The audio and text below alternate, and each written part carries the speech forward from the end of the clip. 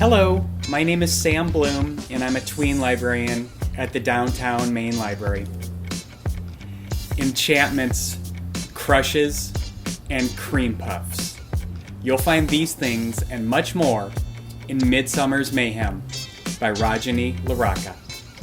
This book is geared toward ages 8 to 12. Mimi feels invisible. The youngest in a big Indian American family, she always seems to get overshadowed by her 3 talented older siblings. But once she enters a contest at the new bakery in town, it seems like the perfect chance for Mimi to finally prove herself. Then her dad, a food writer, starts acting strangely. He loses his sense of taste and starts eating everything in sight. And things just seem off at home and around her small town.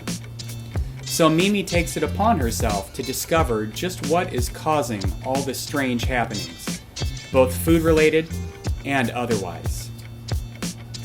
Midsummer's Mayhem is a deliciously different mystery story. Check it out, and check out our YouTube channel for more reviews. Thanks and have a great day.